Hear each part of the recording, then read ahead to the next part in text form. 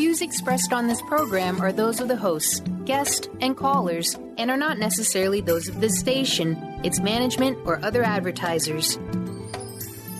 You're listening to Transformation Talk Radio.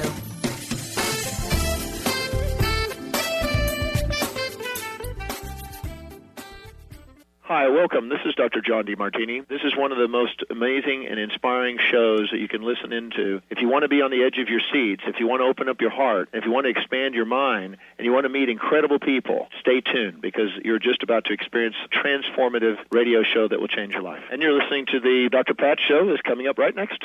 The following audio is via a Skype call. Welcome to the Dr. Pat Show. Talk radio to thrive by. Powerful, inspiring, and coming to you live, bringing you stories of people like you and me, busting through and living life full out. Get ready to dare to wonder what your life would be like if you knew you could not fail. Hey, everybody. Welcome, welcome, welcome. We've got a great lineup for you today on the show. One of the things I love to talk about, which I don't get to talk about that often, is how many times in our lives are we either categorized in a way that doesn't make sense to us, or we somehow take some kind of assessment, whether it's a personal assessment for lifestyles. There's so many right now out there, that we could look at to get insight into who we are and how we are. I mean, we could even include astrology into the conversation. But the one thing I've always been fascinated with in my own personal journey is what it meant for me to, for the first time, like in a career, because we did this back in careers, to take this thing called the Myers-Briggs. And then that was telling all of the people on our team supposedly what was our personality type.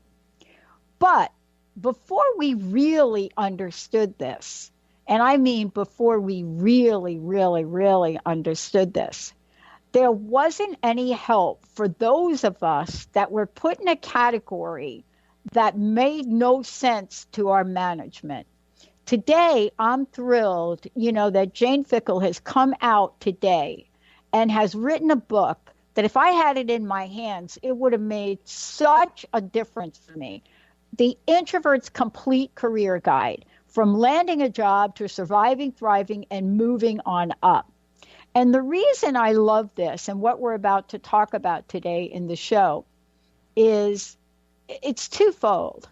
One is the day that my Myers-Briggs score came back, and it literally was, that, according to the people that administered it, it was one of the highest introvert scores they had ever seen. And so they made me take it again. And in my journey with this particular test, I ended up taking the Myers-Briggs 4 times within a 2-week period. Now, why was that? Because they couldn't understand, one, how I was as good as I was at managing large groups of people. And at that point in time, I managed a graphics group and turned it around.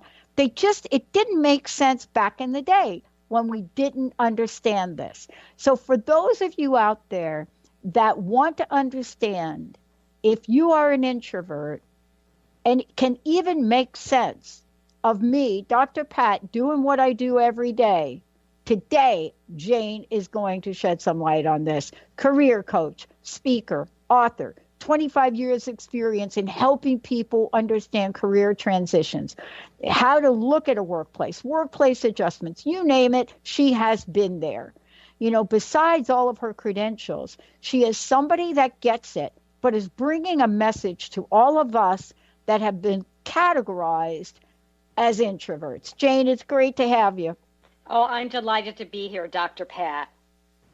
When Linda got the book, my best friend, right? She was with me back in the day when I took these, I had this Myers-Briggs is just one form, right, Jane? Right, I mean, correct. now what we have is I can't even think of how many assessment tests we have. But when you hear that word introvert, and I want to start here with you, when people hear the word introvert, I think introvert and extrovert are two of the most misunderstood words on the planet. What have you found? That's absolutely true. And I thought your example was so fascinating because I think we do, as a culture, put a lot of negative labels on introversion. And there's so many wonderful things about it. But I think in terms of the definition of extrovert, I think we think in our culture that extroverts are social butterflies and introverts are wallflowers. Right. And those are very extreme. And I think what's important to understand is that extroversion and introversion isn't about social skills. I mean, it can affect your social skills. It's about your energy. So it might be interesting to think about the fact that this theory was developed by Carl Jung many years ago, and he was a disciple of Freud, a Swiss psychiatrist. And he obviously broke with Freud.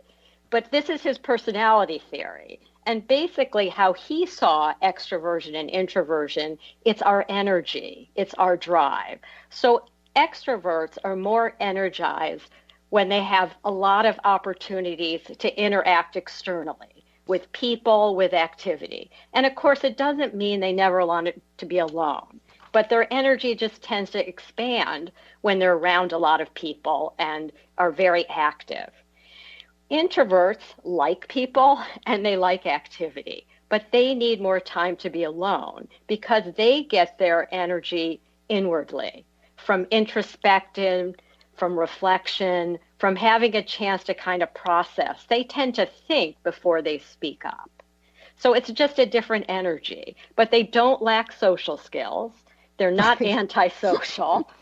They do, some of them are excellent public speakers, and they do know how to network. But the challenge is that, we're up against a very extroverted culture. Yeah, I wanted to talk with you about that. And this is really the dynamic of careers right now, I think. On the one hand, we're looking at an extroverted culture in the way that there is availability to share information. And people are sometimes taken aback when people that are out in the public don't engage in social media. I am a non-engager, right? I am out in the public, certainly have a social media presence, but everybody around me on my team is like, Pat, people want to know more about like what you're doing when you're not on air. Do you think maybe you can post something on social media that doesn't talk about issues that are in the public interest, like healthcare? Can you get on air and like, how about post a picture? Okay, so I did this. I play a sport. And when people hear me play this sport, they think she can't be an introvert. But I happen to play a sport that at so many levels requires the characteristics of an introvert. So I play the fastest racket sport on the planet, table tennis. The rate by which you hit that little ball requires such a level of focus. So help us understand the misconception about introverts, because a lot of time what seems to happen is introverts, especially in a career or looking for a job, they get labeled as not focused, or they get labeled in certain ways, and not social is one of them. As a matter of fact, most of my career in the workplace, I've been called unapproachable, right? I mean, look at me, right? Right. And when I go to networking events, I'm sitting at a table, people know who I am, right? And I don't say anything, and people want to know if I'm sick. So help the introvert out today. Okay. So I think, the challenges that introverts face is that they do tend to be quieter. It doesn't mean they're quiet. They're just quieter. And they're more modest, and they're very observant. And that's what's natural to them. So once they're in this extroverted culture, in order to succeed, they do have to push themselves. So what I usually say is embrace your introversion. There's so many wonderful things about it, but because our work culture is so extroverted, you're going to need to move a little bit beyond your comfort zone and just sprinkle in some extroverted skills. Yeah, I love what I've had to learn to do about what you're talking about. And my corporate work has given me feedback because they don't give you these assessment tests because they got nothing to do and they want to pay a bunch of consultants, right? Right. They give it to you to see, oh, does it explain anything?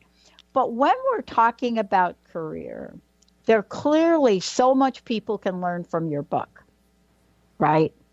Because if I go to an interview in my, let's call it introverted state, I probably will not do well unless they're looking for some kind of person that is of a high caliber of engineering, which they really want you to maybe be off in a corner, not really meet with anybody, and discover the next best thing, right? And I worked with a ton of people at Bell Labs that were that. But how do we take the depth and breadth, especially of what you've done so brilliantly in the book, when you lay out introversion, extroversion? How do we take these and adapt to the workplace that you talked about? Right. I think that's an excellent question. So I'll just give you a quick example of my own experience. So when I first worked at the University of Pennsylvania, I was so thrilled and excited. And then I got there and it was very competitive, lots of people talking, and I would go to staff meetings and freeze up. And it got, each time I tried, the harder I tried, it seemed like the worse it got. And I was trying so hard to figure out how to resolve this. And I think sometimes when you have a mini crisis like this, you're looking for an opportunity and it presents itself. So I had an opportunity to move to a different area of the office, and I was told I would need to interview. And the new potential boss said, I don't need to interview her, she's great. So that was pivotal because I realized there were parts of being introverted that were really positive, that she was observing the grace and the diplomacy that I showed working with students and alums. But the problem was I still had to figure out how to speak up at staff meetings. And so we would be in a meeting with my new boss and she would say, well, you need to bring this up at staff meeting. You need to tell them about this program that you're doing. So I probably stuttered through the first few times, but then it got easier and easier. And I realized that if I could think about what I wanted to say before the meeting, I could successfully execute my thoughts. So that's one of the main points that I talk about in the book. If introverts can use that natural ability to reflect and think before they go into major events, like an interview or a networking event or even a meeting, they can be as successful as any extrovert.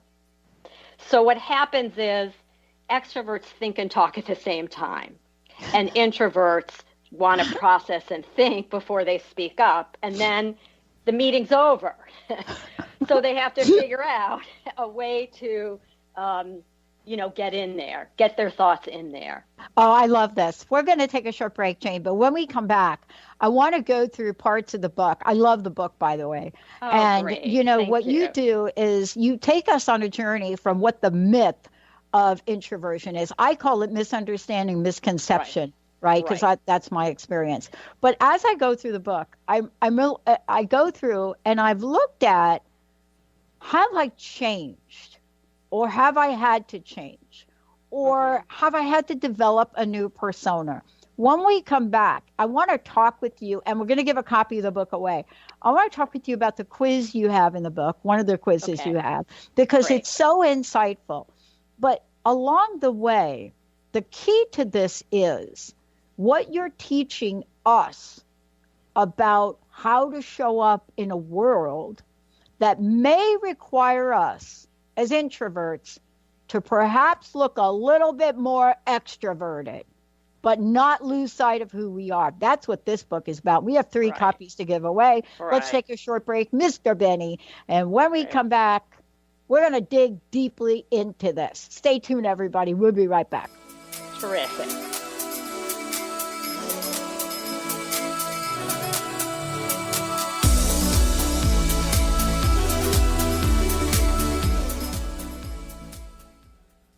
Living Lighter Radio with Jason and Patricia. We have an ecosystem approach to your life. Tune in weekly every Monday at 1 p.m. Pacific on Transformation Talk Radio as we, Jason and Patricia, discuss what's truly holding you back. We offer you the tools you need to reach your goals and at the same time be living lighter. For more information about Living Lighter, visit www.livinglighter.org. Calling all moms, it's time to awaken your vibrant, intuitive, loving self in every area of your life. Join host Debbie Pokornik as she shares thoughts, stories, and tools to help you stand in your power. Listen to Vibrant, Powerful Moms helping everyday women create extraordinary lives. Mondays at 2:30 Pacific, 5:30 Eastern. For more information about Debbie, visit empoweringenergy.com. That's empowering with letters NRG.com. Did you know that when working with the law of attraction, it's beneficial to share your longings with a supportive tribe who can assist in maintaining accountability and hold the creative space for your desires to manifest? I'm Autumn Seibel, host of Golden Otter Radio, where the metaphysical meets the mainstream. Join me each month at the new and full moon to plant your seeds of abundance, consciously tend to your intentions throughout the lunar phases, then harvest the fruits of your co-creation with the universe in my Lunar Manifestations members-only forum. Your tribe is waiting for you at goldenotter.us. Are you looking for the perfect setting for your next workshop or retreat? At Spirit Fire Meditative Retreat Center, cultivating consciousness is what we do best. Our guests count on us to create an atmosphere that supports serenity and well-being. We lead from the heart and create space for the mind. Freshly prepared meals designed with local and organic ingredients, 95 acres of beautiful woods and pastures, and a facility built with green in mind. This is what you'll find at Spirit Fire. For more information, visit spiritfireretreatcenter.com. Have you ever wondered if there's a way to heal the deep, hidden inner issues, wounds, beliefs, and traumas? The journey into spiritual healing engages people in all areas of their lives to heal themselves and others. Tune in each month on Transformation Talk Radio as Dr. Jaffe brings conversations of healing of body, mind, and spirit as he merges the excellence of traditional medicine with the beauty of spiritual healing. For more information about Dr. Jaffe, this show, and his work, visit drjaffemd.com. It's time to get your life back on Burn Bright Today with Jennifer Marcinelli. Tune in each month on TransformationTalkRadio.com. Learn to move from the darkness of burning out to the light of burning bright. Jennifer is redefining stress and the energetic causes of burnout, shining a light on process to get your life back. For more information about Jennifer and her work, visit burnbrighttoday.com.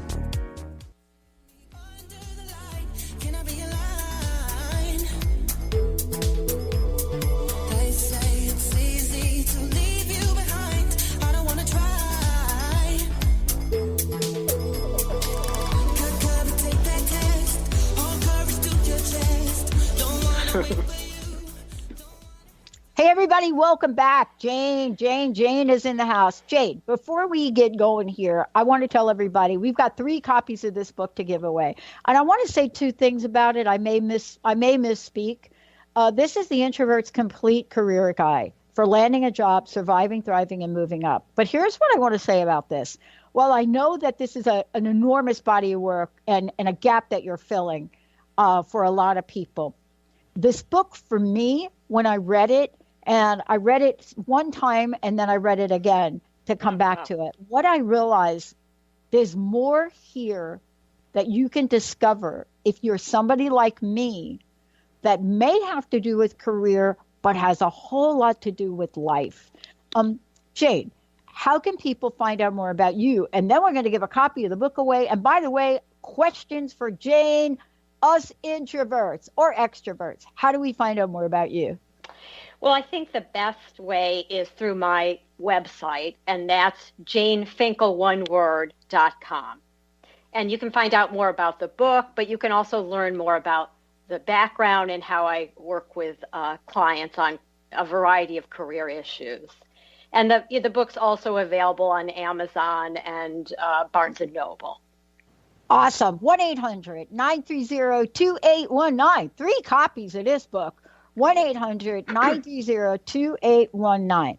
All right, let's talk about this for a minute. First of all, whenever I talk, and I do a talk, I always bring up that I'm an introvert because it's so shocking.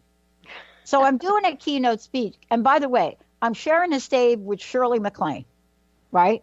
So I'm doing this speech. And we're out there, and I do the introduction. I do my talk. So when I share that I'm an introvert, you can hear the moans and the groans in the audience. The people that are like, come up to me after my talk and they say, no. Fast forward to where we are today. A lot of books have come out about introverts. So we've gotten a little better at understanding. But do you know who are some of the people that we may know in the public arena that are introverts and have achieved success? Because sometimes, Jane, don't you think introverts are not associated with the word success? Right. And you know, it's always valuable to look at models. And Bill Gates is an excellent example. He actually is very open about introversion. He thinks that if you give an introvert a problem and you give them time to dig deep, that they will probably come up with a very creative and productive solution. And look at him. And also Ruth Bader Ginsburg. There was a documentary made about her. And when they switched the camera and they asked other people who knew her to describe her, she's a quintessential introvert, modest, quiet, intense, serious, this amazing ability to concentrate. That is really key, because after I saw that documentary, I honestly, when I looked at it, you know, some of us get, what is it, miscategorized. So most of my career, and even when I coach sports, 2 words came to the forefront. Intense. She's like intense. Okay, she's intense. Right. And unapproachable. And the reason that I got flagged for that is because I never said anything. Right? When I come in the morning and I'm managing a team of people, I shut my door. And people are like, oh my God, what is she doing? But let's talk about introvert. In the book, you outline, and again, 1-800-930-2819. And by the way, if you've got questions, you could either come on air or you could just give them to Benny. You put a little quiz in the book. Right. Before I get to the quiz, here's my burning question as I'm reading the book. Do introverts change? Like if I were to take like one of the tests today, is it likely that my score will change? And I'm not saying like change a little bit, that maybe, you know, I have different, but I mean, is it possible that I'm going to go from as introverted as I was over there to now I'm an extrovert? Well, according to the research, the Myers-Briggs group does research, and they say that they've taken a look at that, and they say it doesn't usually change dramatically. It can change. And the reason that is because your experiences and the environment can enhance or impede whether you're introverted or extroverted. And the other interesting thing about the research is that they say as people age, that even extroverts start to move a little bit towards introversion because they're thinking about their life, you know, what they've accomplished, maybe what they want in the future. So they do become a little bit more introspective. And, you know, there's some people who end up in the middle just based on the fact that they may have been in a job or in a situation that required such a great deal of extroversion, and they become comfortable with it.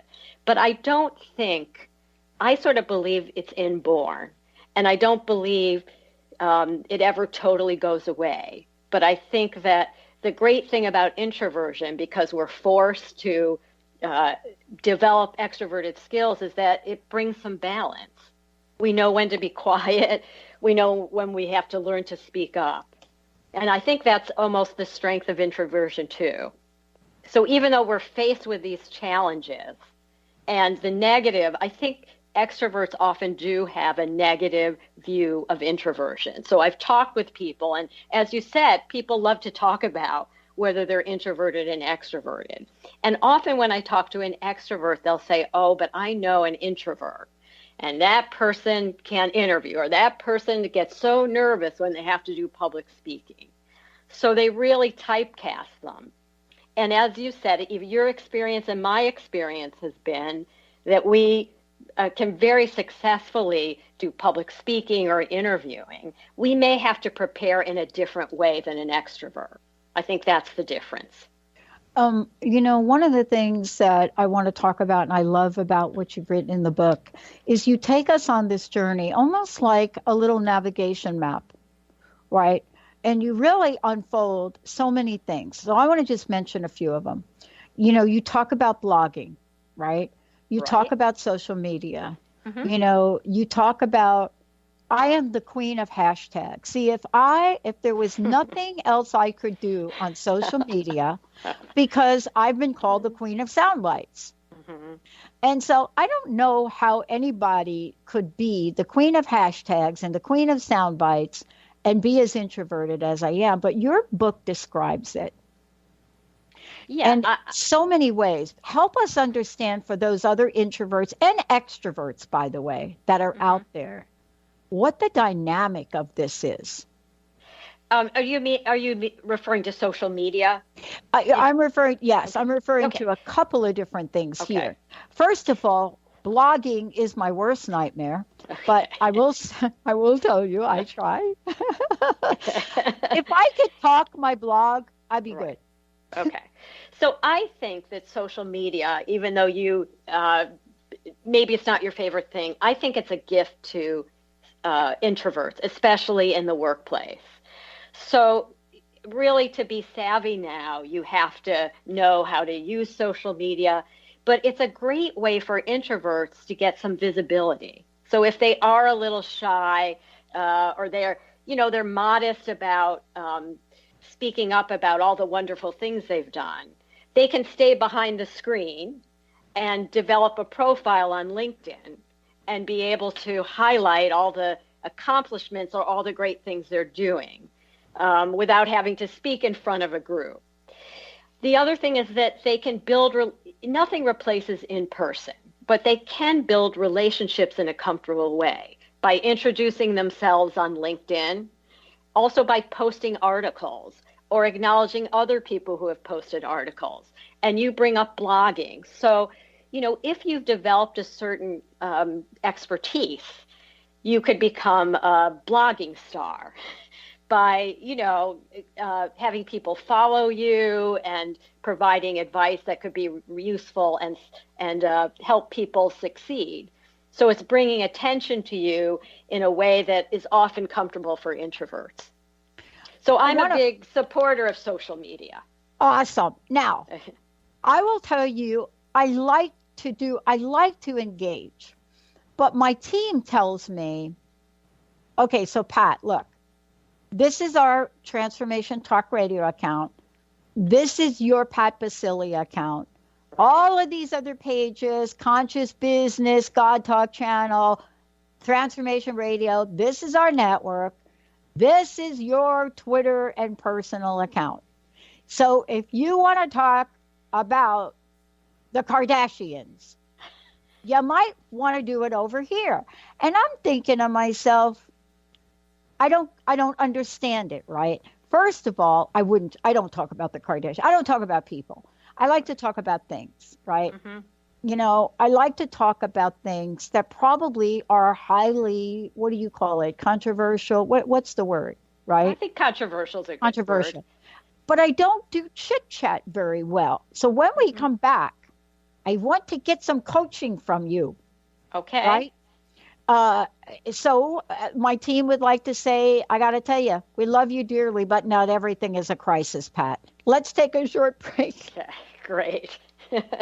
If you guys ever saw, and you know what, I'm going to post this on Facebook. I'm going to post a picture of me playing ping pong. We'll be right back. Okay. Work, work, work, work, work, work. You see me heavy work, work, work, work, work, work. You see me do me dirt, dirt, dirt, dirt, dirt, dirt. That's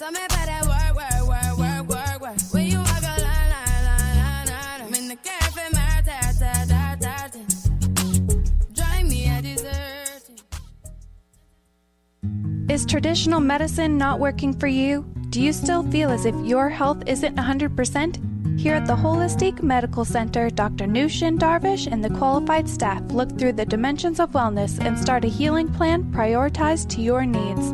Our physicians assess the whole you until complete health is achieved. Get the help you need by visiting drdarvish.com or call 425-451-0404. Learn to live in the light and unveil the authentic you with A Time of Healing Radio with me, Feliciana, on transformationtalkradio.com. Tune in every third Tuesday at 11 a.m. Pacific as I help listeners understand sacred fusion energy and how to connect to the spirit that fuels the very life we live. Explore the journey of spiritual transcendence and ultimately discover the path to peace, love, purpose, and wholeness. For more information, visit atimeofhealing.com. Are you ready to create a life you'll really love? Then you'll want to tune in to the hit show Life Design Radio, From Adversity to Awesome with Susan DiLorenzo, live each month on TransformationTalkRadio.com. No matter where you are in your adversity story, Life Design Radio has got you covered. Get ready to feel inspired, enlightened, and motivated. For more information about working with Susan, visit SusanDiLorenzo.com.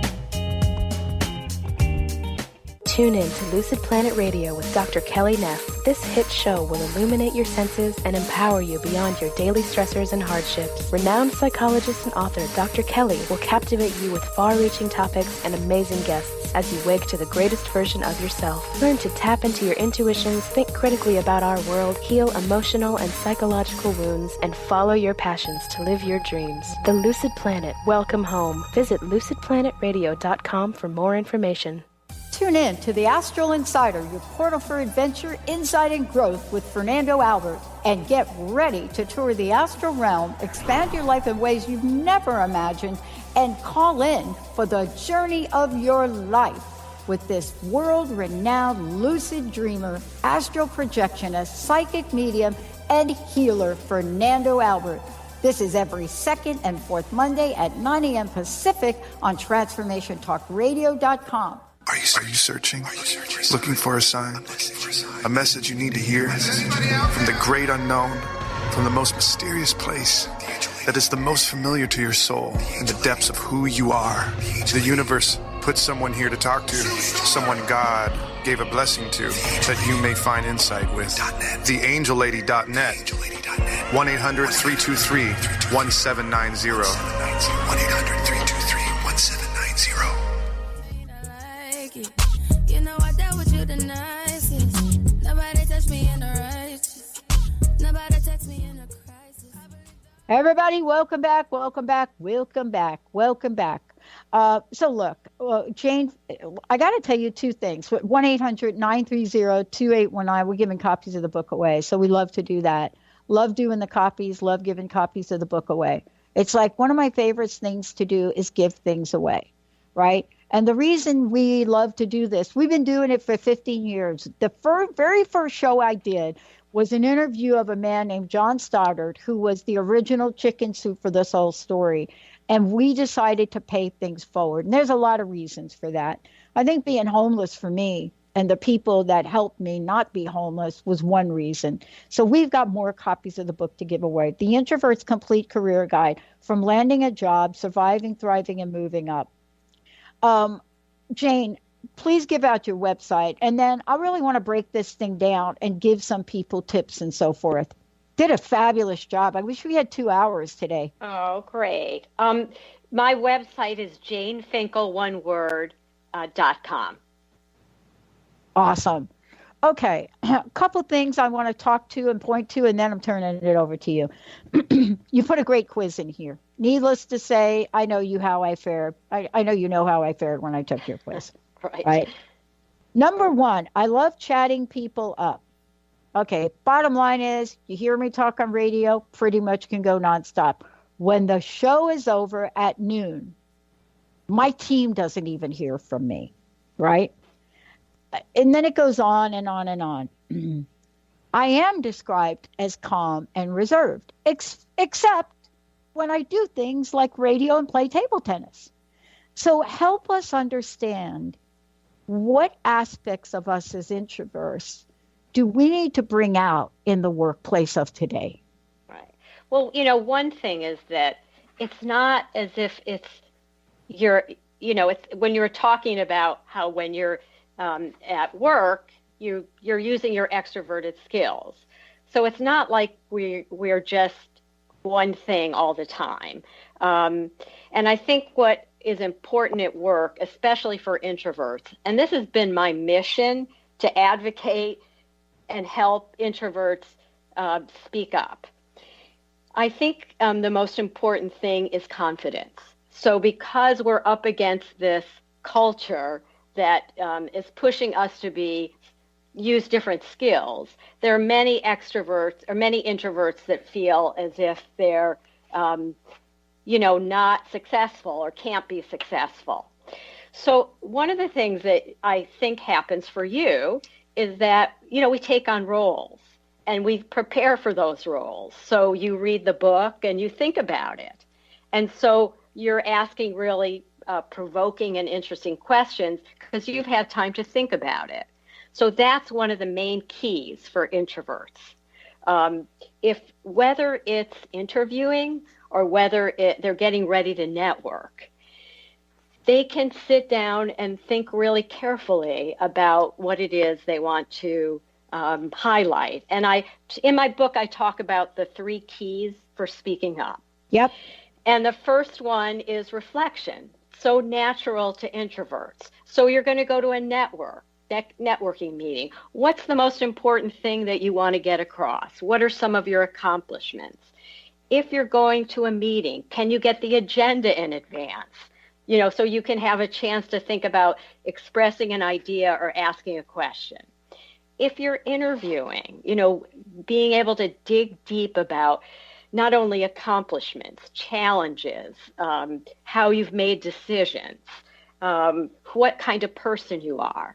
So if you dig deep, which is so natural, that is one of the best ways for introverts to get ready. The next thing is once they have that opportunity to reflect and think carefully, often generates lots of ideas.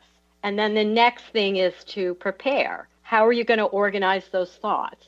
Are you going to have a bulleted list in front of you? Are you going to bring your iPad? Are you going to memorize what you want to say? Are you going to do a PowerPoint? But, how are you going to organize this? PowerPoint. And PowerPoint. With images. Right. Yes, Sorry. with images. That's okay. And the last thing that I think so maybe the first 2 things extroverts do too, but the last part of practice and rehearsal, especially in the workplace, is something that is invaluable to introverts.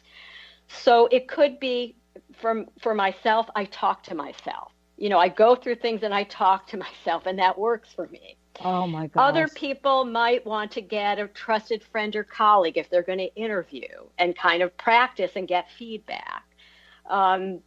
So rehearsal, and if you do like technology, you can tape yourself and see how you're coming across. And I think introverts also have to watch body language. So if they're nervous, they may not say enough, or they may kind of slink in their chair and not, have really good eye contact. But I think that process of really thinking things through and preparing in advance is really the key for introverts to be successful. And they don't have to change. They're actually using a lot of their qualities. And that's really brings me to the next point. This morning I was, having my coffee, and I was kind of getting ready for my day, and I have to start my day in quiet time. I mean, for whatever reason, I talk to my best friend, Linda, who is my producer every day, but not first thing when I get up. I need a moment. Right. And what I'll do is I'll probably watch something meditative or something to give me some inspiration for my day. That's my first thing. But one of the things that I think you said, and I want to point to it, is how do we see the situation that we're stepping into a bit more clearly? So, first of all, now I'm mindful that I'm an introvert. I'm mindful of what that means after I've read your book. I got all that. But I'm walking into a situation and everybody says, just be yourself.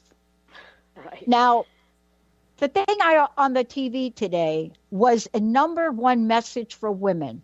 The latest study says women by far do not know how to ask for pay raises. Now, I don't know if that's because women in general, I don't know if it has to do, but I'll tell you, for an introvert to ask for a pay raise, you might as well wait for a blood moon to happen.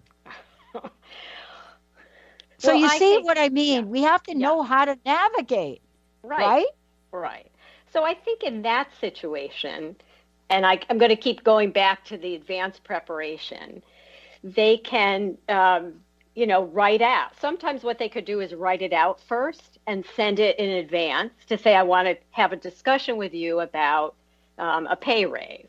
And here are some of the points, I would like to discuss. So the person, they're sending it to their boss and their boss already has an overview. So sometimes that alleviates the nervousness because the communication is already opened up. And the other thing that introverts do really well is they research. So if you're going to ask for a pay raise, you have to really spend some time, thinking about knowing what other, what are salaries, typical salaries for people that do your work. What have you done that would really has add value to the organization? That is so essential. So you're coming armed with information. And as I said, you're letting your boss know in advance, what are the things that you want to talk about. And I think it doesn't mean you're not going to be nervous, but it starts the discussion. And I think that can be really helpful to introverts. And also, you talk about walking into a networking event, which many introverts hate, especially me. I will hope that they cancel the event. And then I will wake up and put on my uniform. And often I end up having a really good time. So it's the energy. It's thinking about it, whether I'd rather stay home and send an email or read a book. So what I've learned is, and I talk about this too in the book about recharging. So often when I go to a network event, I say, well, I'll stay for an hour and a half, and I'll maybe focus on meeting some new people. So if I leave with one new contact and I've had an interesting conversation, to me that's success. If I go to an all-day conference, I'm not going to make it if I sit in that room the whole day. So what I often do is after 2 hours, I take a break and go to my room, or I walk outside. So I think introverts can embrace that part of their introversion that needs to recapture their energy by just taking a walk. Even at work, just take a walk in the hallway if you need to, or go to the restroom. And I say, do a victory pose. Just whatever you need to do, regain your energy. I love that we're talking about this because I almost flunked my dissertation proposal board exams, which is an oral exam. And you're in front of people that my chair was on it. Then Susan Murphy was kind of not really, she was on my team, but very neutral. And then the gentleman that became the dean of the school who didn't like me. And it was very clear from the beginning that this was going to be an adversary situation, even after I asked all the questions. So what they did actually helped me. In the history of my school, they've never asked anybody to leave the room more than twice so they can talk. But they did in my case. And what happened was it took me out of a very stressful situation, a very antagonistic situation. I went in the hall, I walked around the hallway twice, and I went back in. And then they asked me to leave again. And so it did. I think if they did not, everybody thought, well, that was the worst thing that could happen. But for me, I walked out of the room. I said a bunch of prayers. I regained my stamina. and I went back in. And isn't that an important message that we should give people that you're bringing in the book? See, it isn't that we don't know how to be in the world. It's just that we made to be in the world, a little differently. Like where people expect us to accelerate our dialogue, we have to take a breath. Right. I also think that just because somebody talks a lot, it doesn't mean they have good ideas. And there's power in quiet and solitude. When you're quiet, you have time to think through problems or come up with something innovative, or just think about a new approach to something that's going on in work. So I think as a culture, we put too much emphasis on action and talking. I mean, look at all the ads on TV. People on bicycles, people in large groups. You don't see many ads where somebody's just sitting quietly, reading a book, or just basically thinking. So it's so true. One of the things, Jane, I wanted to talk to you about, and I know we've got a short time left, is now that you've written the book and you're presenting it and you're talking about it, how do you describe today's workplace versus the workplace of 5, maybe 10 years ago? What have you seen change in it that really prompted you to bring this conversation forward?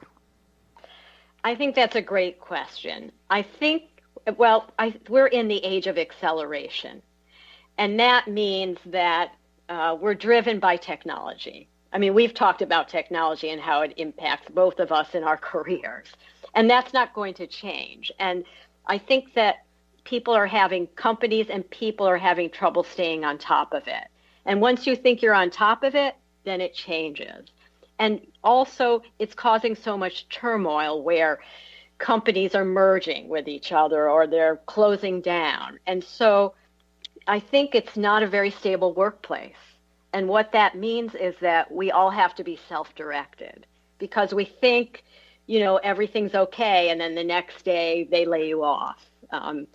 So being self-directed means you have to take care of your career. And part of taking care of your career is learning to speak up and learning to take initiative. But the parts of introversion also play a role because companies are looking for people who can solve problems, bring innovation, and you just really have to excel at what you do. Performance is key, and how you add value. So I think those are some of the most important things that, when you look at what's going on today. Kind of the last question, but an important one. I also had to learn somewhere along the way how to figure out who the person was that I was going to work with, whether it's on a team or whether it's playing table tennis or whether it's at a meeting or a client or on a panel. Now here I am. I have a sense of who I am. I've read your book. But now there is me in the world or me on a team. We're all working on teams now. Right. How important is it for us to size up our teammates? Well, I think relationships at work are pretty essential, and they will define in the long run your ability to succeed. So I think it's very important. Probably your most important relationship is your boss, because they have the power to keep you or send you away. Yeah. So I think working really hard, and sometimes everybody has a difficult boss story, but I think that one that requires a lot of work, and you have to make sure that you have a open communication with your boss. Being able to say, what do you expect me to accomplish? Or what are your major challenges and how can I help? And what about your management style? And what's the best way to communicate with you? Also, I think it's important to build relationships, not just with your colleagues, but administrative staff, because they can be really valuable. They communicate with your boss and with other people, and they see how you behave, and they can obviously give some feedback to the boss or senior leaders if you're not behaving. Yeah. And for introverts, I had this experience too, where I was very friendly, but I didn't initiate relationships. I didn't ask people to lunch, and I had to learn to do that. Right. So I think, when you're in a job, take 5 minutes, just maybe 5 minutes every day, go into somebody's office and just have like a conversation about a movie you saw or the weather, whatever. But those are kind of easy ways to build relationships. And hopefully one or two of them will feel like you do want to develop more of a relationship, and maybe the next stage would be to go to lunch. So, but Wow. I think relationships really are an important theme in building your career. Mm-hmm. Look, I think everything that we've talked about, and certainly what you've outlined in the book, we have to really take in and put a game plan together for ourselves.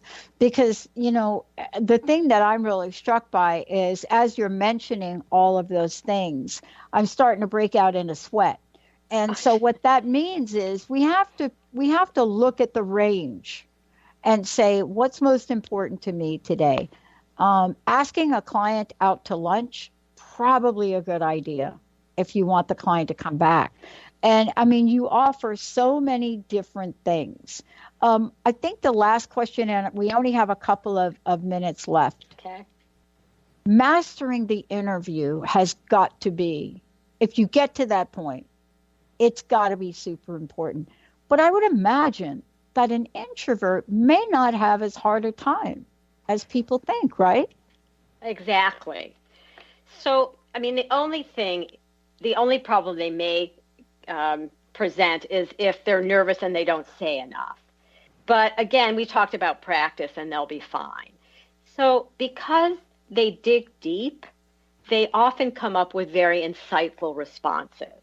So again, if they think about their accomplishments or how they made decisions, if they just do a good review, the other thing that they'll probably do really well is research the employer. They'll Google, they'll find out, they'll ask other people, but they will really dig deep.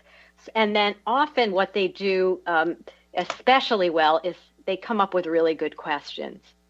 Because again, they've really spent a lot of time researching and thinking about things really carefully. Wow. So much you've been able to put in the book. I mean, and of course, you're available to coach people as well. I want to ask you this last question. Please let everyone know how they can find out more, also how they can get a copy of the book. And I wanted to ask you, what your personal message is for people today. What would you like to leave us with today?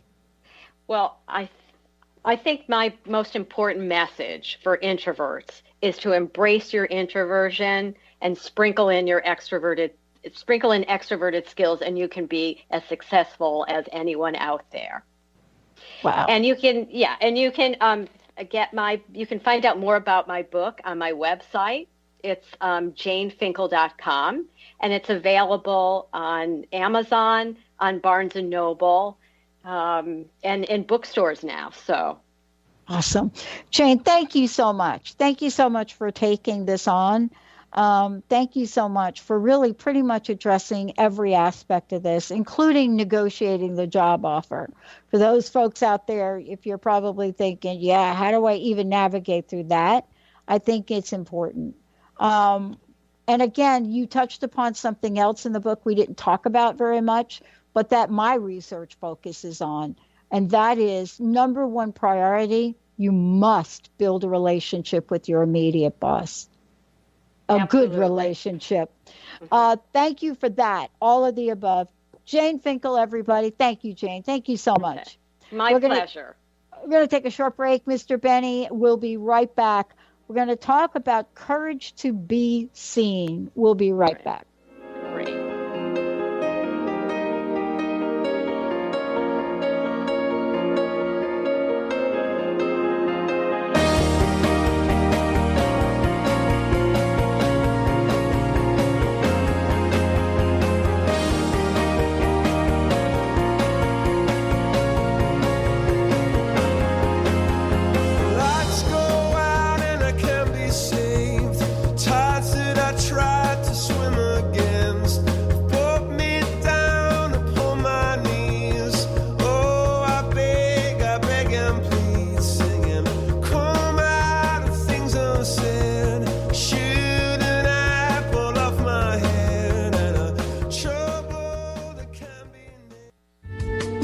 Preceding audio was via a Skype call.